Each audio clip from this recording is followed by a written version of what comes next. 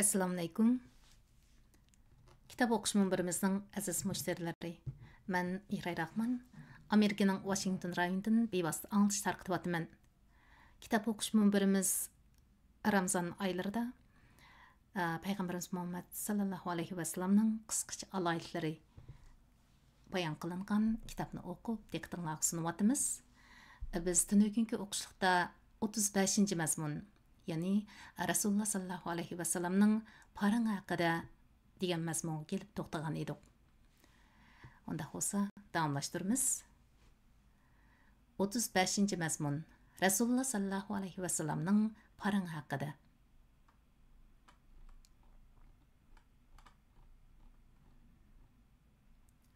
Ayşe raziyallohu anhadan rivoyat qilindi.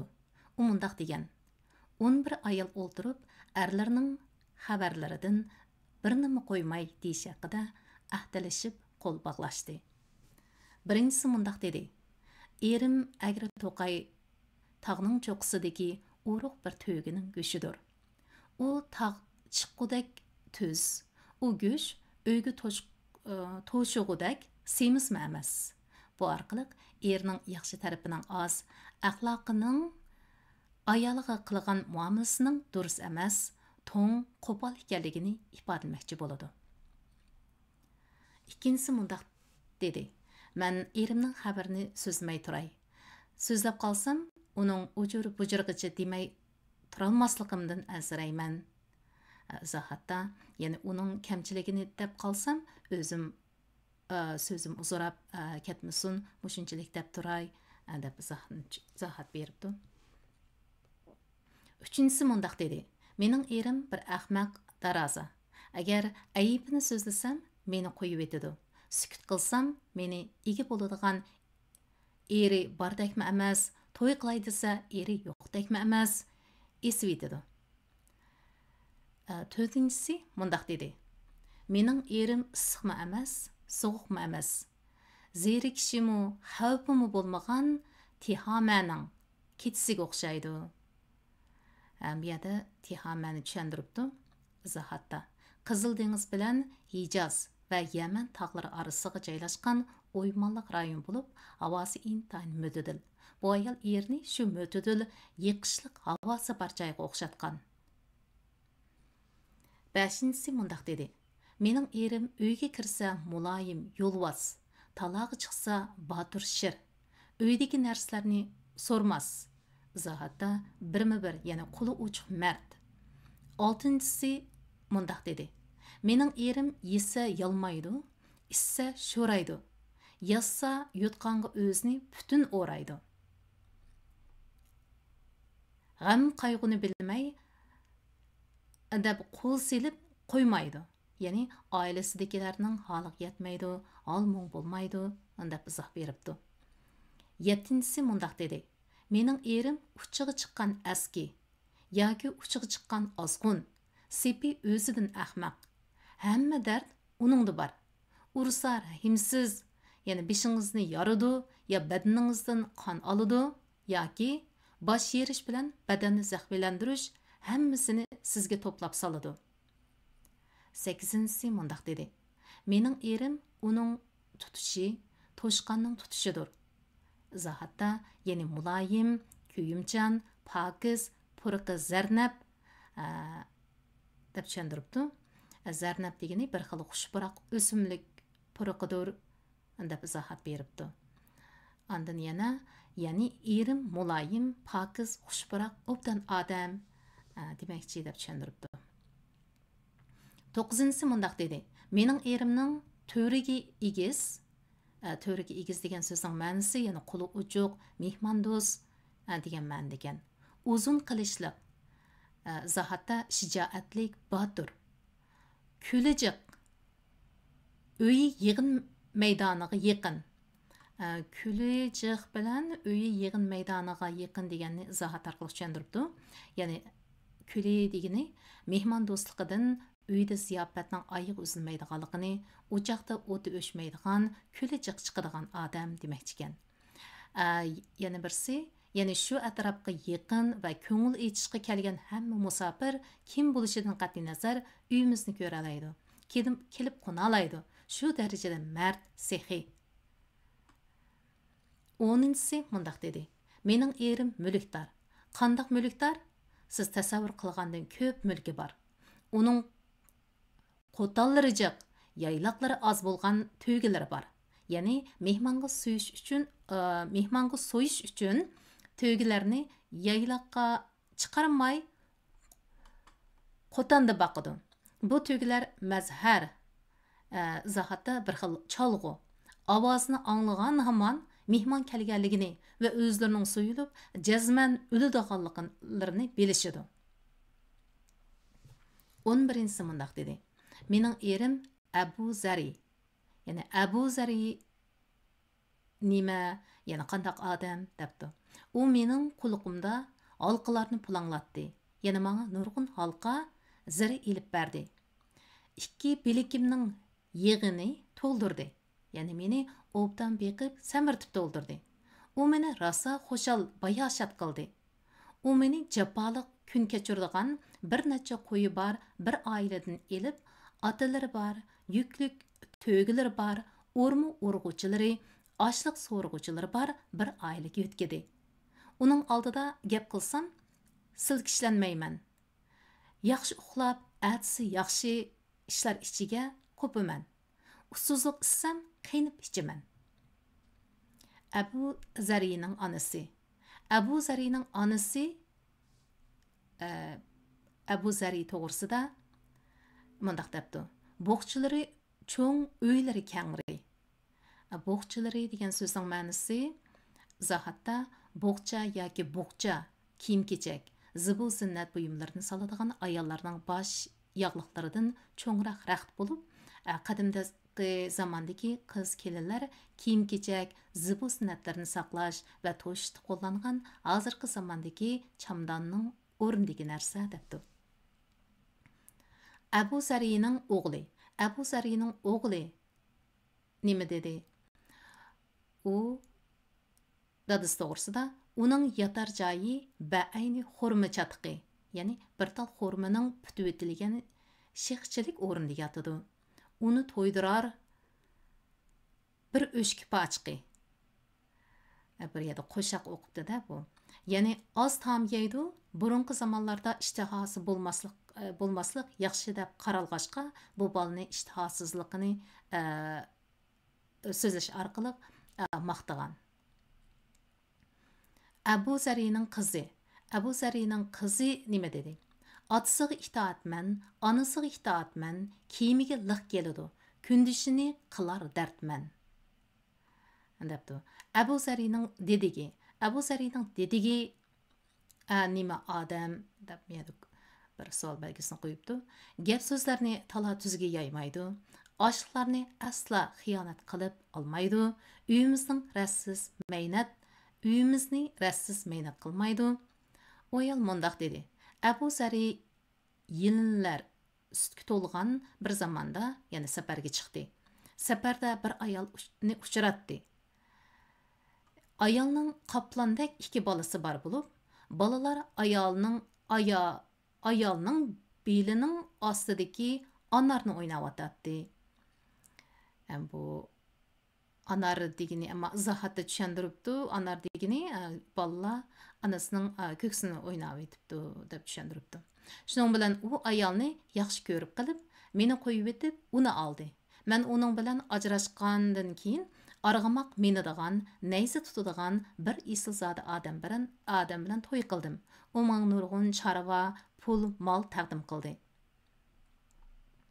Har chorvadan bir juptin berdi va xolig'ingni yegin, oilangdagilarga yeyishga bergin dedi.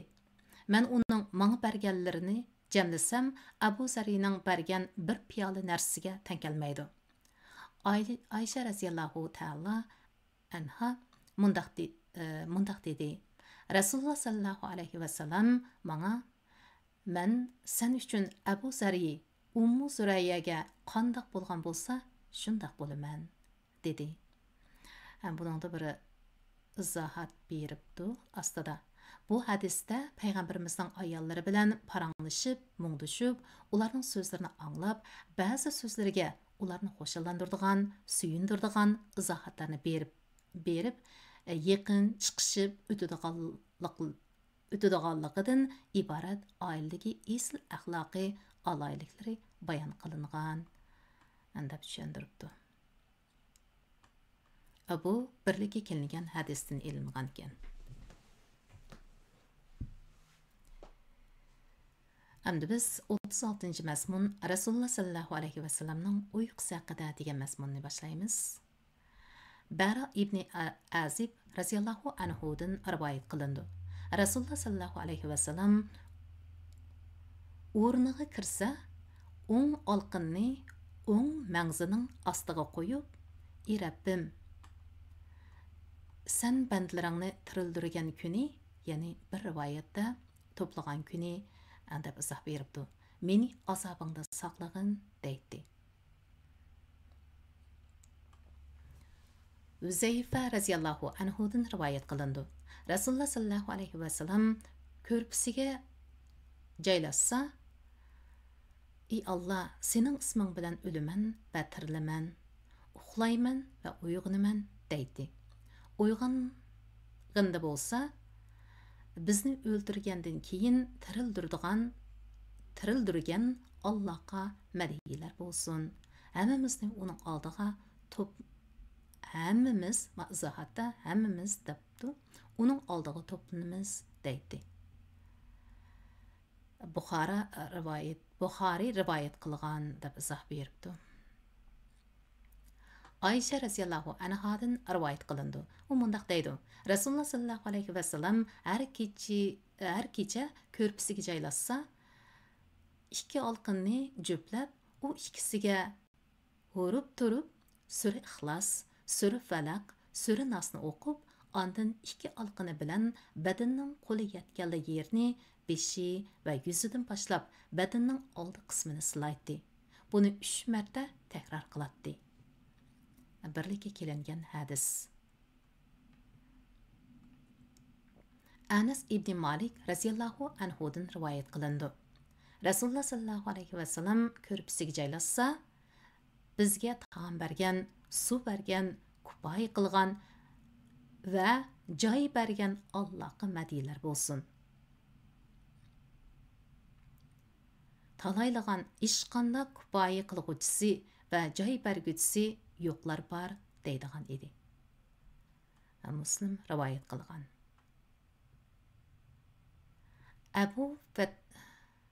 Abu Qatada radhiyallohu ta'ala anhudan rivoyat qilindi. Rasululloh sallallohu alayhi va sallam oqshimi yotsa, o'ng tarafini besib yotadi. Bomdodning sal oldida yotqudek bo'lsa, belikini tiklab, beshini orqaga qo'yib yotadi. Muslim rivoyat qilgan. 37. mazmun Rasululloh sallallohu alayhi va sallamning ibodati haqida.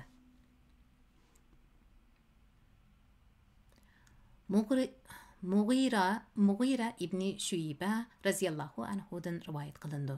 U mundaq degan: Rasululloh sallallohu alayhi va sallam izohatda nafla debdi. Nafli namozni izohatda uzun va taydil arkan bilan o'qidi. Uzun va taydil arkan bilan o'qidi. Hatto Rasululloh sallallohu alayhi va sallamning 2 puti ishib ketdi. Biri u zotga: buncha bola zo'r o'qib ketamla, Alloh sizlarning burunqi va keyingi gunohlarini kechirgan tursa degan edi. Rasululloh sallallohu alayhi va sallam: shukr aytquchi banda bo'lmaymanmi dedi. Birlik kelingan hadis. Abu Hurayra radhiyallohu ta'ala anhudan rivoyat qilindi. U mundaq degan: Rasululloh sallallohu alayhi va sallam 2 puti ishib, yana bir rivoyatda ko'pib ketganga qadar namoz o'qiydi. Abi Hurayra radhiyallohu ta'ala anhu mundaq deydi: birsi Rasulullohga: "Mushunda qilamla, sizlarga Allohning sizlarning burun va keyingi gunohlarini kechirganlik xabari kelgan tursa" dedi. Rasululloh: "Men Allohga shukr aytquchi banda bo'lmaymanmi?" dedi.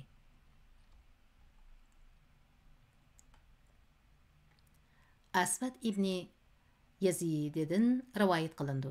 U kishi mundaq degan: Mən Ayşə rəziyallahu anhadan Rasulullah sallallahu alayhi və sallamның kechidagi namozi haqida so'rasam, Ayşə rəziyallahu ta'ala anha mundaq dedi. Kechining beshida uxlab, ondan namozga qo'patdi.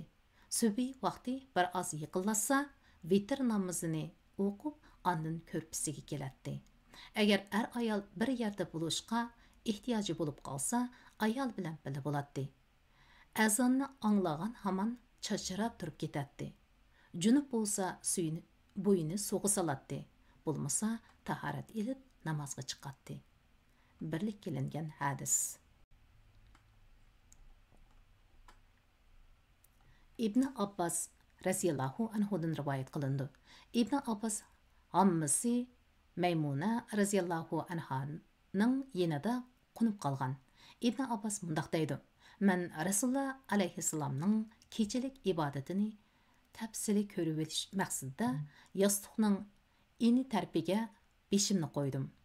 Rasulullah sallallohu alayhi va sallam yostiqning bo'yi tarpiga beshini qo'yib yotdi. Rasulullah sallallohu alayhi va sallam yerim kechigacha yoki sal oldi keyniga qadar uxlab ondan uyg'ondi. Yuzni silab uyqusini ichishga boshladi va sura Ali Imronning oxiridan 10 oyat va oyat qiroat qildi. Ondan esib qo'yilgan tulumning yeniga berib, uningdan suv ilib tahorat oldi. Tahoratni komil elib bo'lgandan keyin namoz o'qig'il turdi.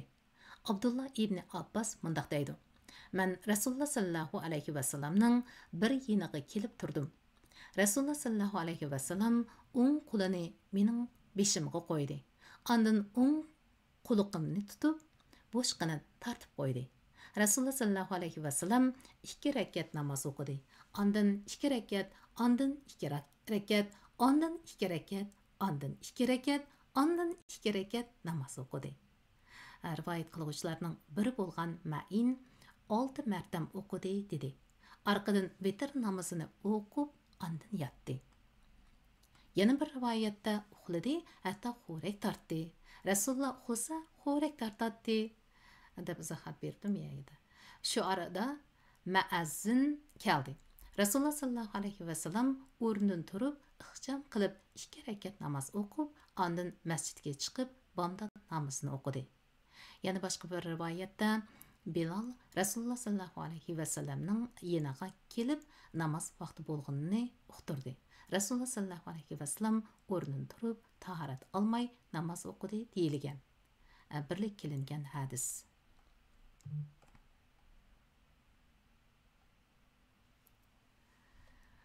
İbn Abbas radhiyallahu anhudan rivoyat qilindi.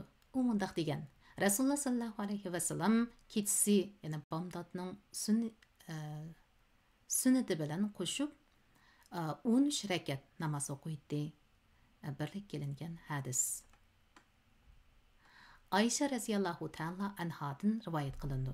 Rasululloh sallallohu alayhi va sallam kechasi namoz o'qiy olmay, namozini uyqu to'sib qo'ysa yoki uyqu tutib ko'zi yumilib ketgan bo'lsa, kunduzi 12 rakat namoz o'qiydi. Birlik kelingan hadis.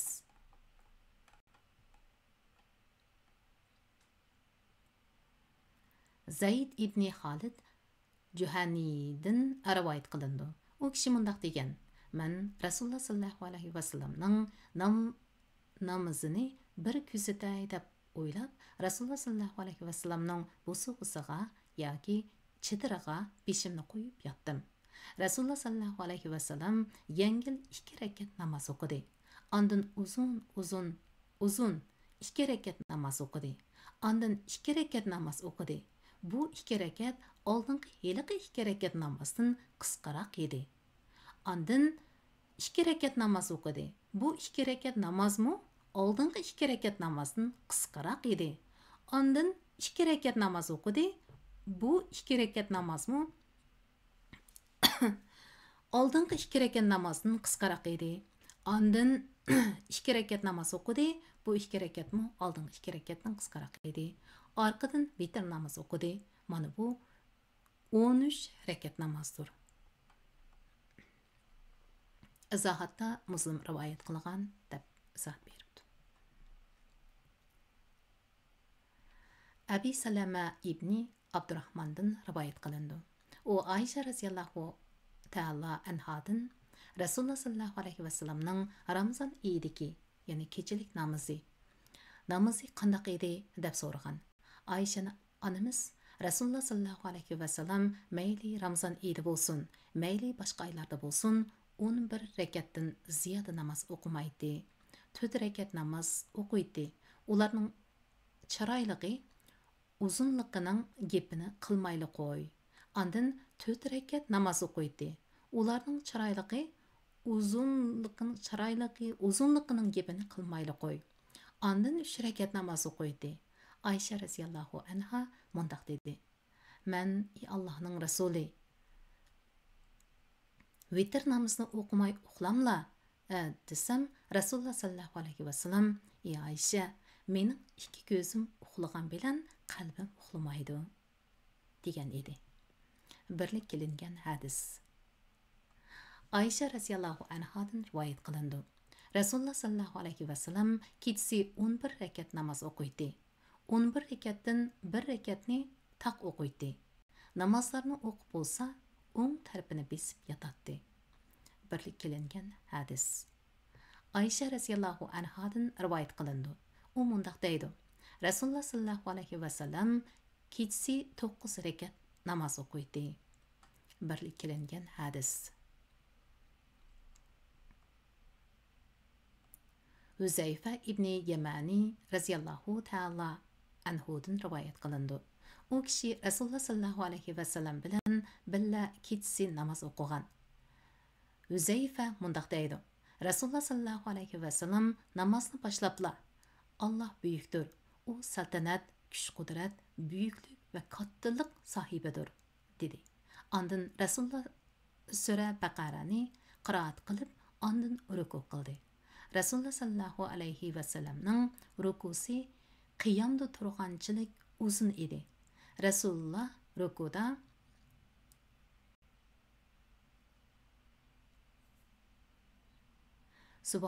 Subhanallah Rabbiyal Azim, Subhanallah Rabbiyal Azim. Onun tercümesini demepti. Deydi. Ondan Rasulullah beşini kötürdü. Rasulullah rukudan keyingi öğrü turuşunun uzunluğu, yani rukusuçılık uzun idi. Rasulullah bu çağda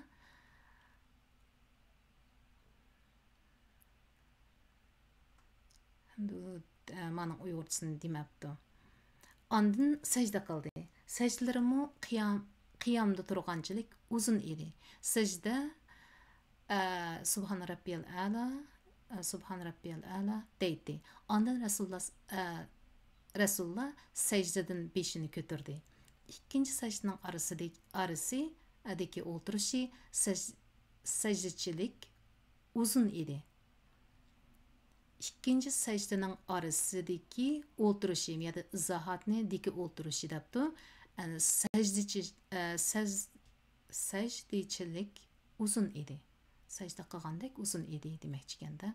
Şunda qilib Rasulullah Baqara, Al-Imran, Nisa, Maida yoki An'am suralarini o'qidi. Shuyba Rasulullah Maidani o'qidimu yoki An'am surasini o'qidimu degan masalada bilolmay shaklanib qolgan. Muslim rivoyat qilgan. Ayşe radhiyallohu ta'ala anhadan rivoyat qilindi. U mundaq degan: Rasululloh sallallohu alayhi vasallam bir kechasi Qur'ondan bir oyatni izohatda kechilik namozda qiyamda takror qiroat qilib chiqdi.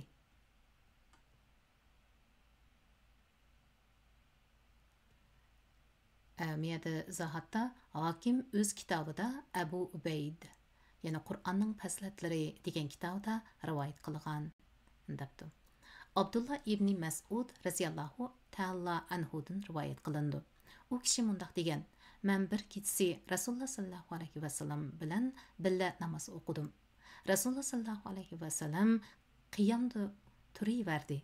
Hatto paylim bir buzilgan edi. Bir odam nimaga payling buzilgan edi degan edi. U Rasululloh sallallohu alayhi vasallamni qo'yib o'ldirib olay. Rasululloh sallallohu alayhi vasallamni qo'yib o'ldirib olaymikin deb o'ylagan edim dedi. Bu birlik qilingan hadisdan ilinibdi. Ayşe radhiyallohu ta'ala anhadan rivoyat qilindi. Rasululloh sallallohu alayhi va sallam o'ltirib namoz o'qib, o'ltirib qiroat qiladi. Qiroatidan 30 yoki 40 oyat miqdori qolganda o'rnidan turib, ur holatda qiroat qiladi. Ondan ruku va sajda qiladi. Orqadan ikkinchi rakatdami yana shunday qiladi. Buxoriy rivoyat qilgan. Abdullah ibn Shaqiq raziyallohu ta'ala anhadan rivoyat qilindi.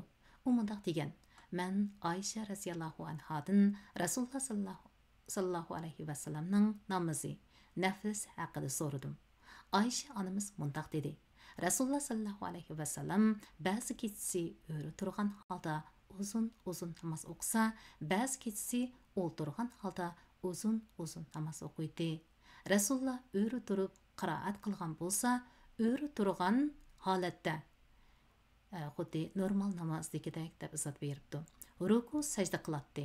Agar Rasululloh sallallohu alayhi va sallam o'ltirib qiroat qilgan bo'lsa, o'ltirgan holatda ruku va sajda qiladi. Rasululloh sallallohu alayhi va sallamning xonimi Hafisa radhiyallohu ta'ala anhadan rivoyat qilindi.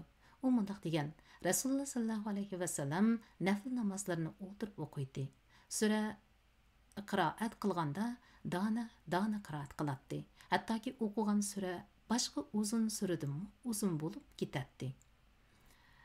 Miyada izohat beribdi. Uzun bo'lib ketishining sababi aldirmay dona o'qigan, tasbih oyatini o'qisa, tasbih etgan, rahmat bayon qilingan oyatni o'qisa, to'xtab Allohning rahmatini tiligini uchun bu sura asli peti o'qilgan boshqa uzun suradanmi uzun bo'lib ketadi deb izohat beribdi. Bu Muslim rivoyat qilgan. Ayşe radhiyallohu ta'ala anhadan rivoyat qilindi.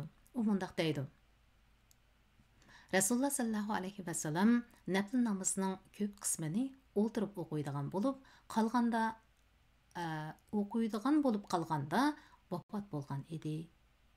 Ya'ni Rasululloh yashinib qolganda nafl namozni asosan o'ltirib o'qigan edi. Muslim rivoyat qilgan debdi. Abdullah ibn Umar radhiyallohu ta'ala anhudan rivoyat qilindi. U kishi mundaq deydi: Men Rasululloh sallallohu alayhi va sallam bilan billa peshin namozidan avval 2 rakat, peshindan keyin 2 rakat namoz o'qidim. Shamdan keyin 2 rakat Rasululloh sallallohu alayhi va sallamning uyida, xubdandan keyin 2 rakatni ham Rasulullohning uyida o'qidim. Bu birlik qilingan hadisdan ilinibdi. Abdullah ibn Umar radhiyallohu ta'ala anhudan rivoyat qilindi. U kishi mundaq deydi: Menga ocham izohat beribdi. Hafisa mundaq so'zlab berdi: Rasululloh sallallohu alayhi va sallam subhi yurib, azon chiqqan hamon 2 rakat namoz o'qiydi. Ayub mundaq deydi: Men Abdullah ibn Umarni yeni 2 rakat dedimikin deb gumon qilaman. Bu birlik qilingan hadisdan ilinibdi. Abdullah ibn Umar radhiyallohu ta'ala anhudan rivoyat qilindi. U kishi mundaq deydi: Men Rasululloh sallallohu alayhi va sallamning peshindan avval 4, keyin 2, shamdan keyin 2, xubdandan keyin 2 bo'lib, jami 8 rakat namozni o'qiganini esimda tutib oldim. U mundaq deydi: Hafisa menga atiganlik, ya'ni bomdoddan burun 2 rakat namozning borligini deb berdi. Men Rasululloh sallallohu alayhi va sallamning uyida o'qigani uchun u 2 rakatni o'qiganini ko'rib baxmagan edim. Birlik qilingan hadisni ilinibdi. Abdullah ibn Shaqiq raziyallohu ta'ala anhudan rivoyat qilindi. U kishi mundaq deydi: Men Ayşe raziyallohu ta'ala anhadan Rasululloh sallallohu alayhi va sallamning sunnat namozi haqida so'rsam, Ayşe onamiz mundaq dedi: Peshin namozining oldida 2 rakat namoz, peshindan keyin 2 rakat namoz o'qiydi. Sham namozidan keyin 2 rakat, xubdandan keyin 2 rakat, bomdodning oldida 2 rakat namoz o'qiydi. Birlik qilingan hadis. Asim ibn Zamradan rivoyat qilindi.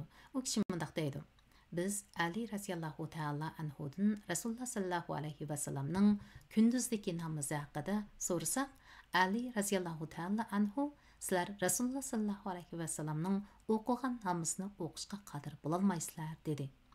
Biz qodir bo'lolganlar o'qiydi desak, Ali radhiyallohu ta'ala anhu mundaq dedi: Kun mavu yaqdan, ya'ni sharqdan chiqib, g'arbdan bo'lsa, asr bo'lgudek holatga kelsa, 2 rakat namoz o'qiydi. Kun mavu yaqdan, ya'ni sharqdan chiqib, g'arbda bo'lgan bo'lsa, peshin bo'lgudek holatga kelsa, 4 rakat namoz o'qiydi. Peshin namozining oldida, ya'ni farzning oldida 4 rakat namoz o'qiydi. Peshindan keyin 2 rakat namoz o'qiydi.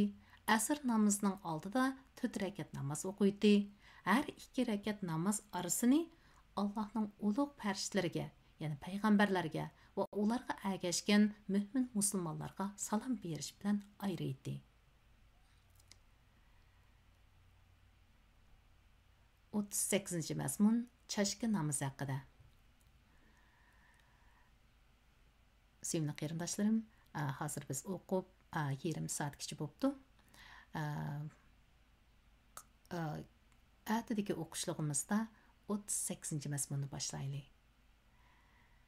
Da bo'lsa, hammanglarga Alloh omonat. Rahmat.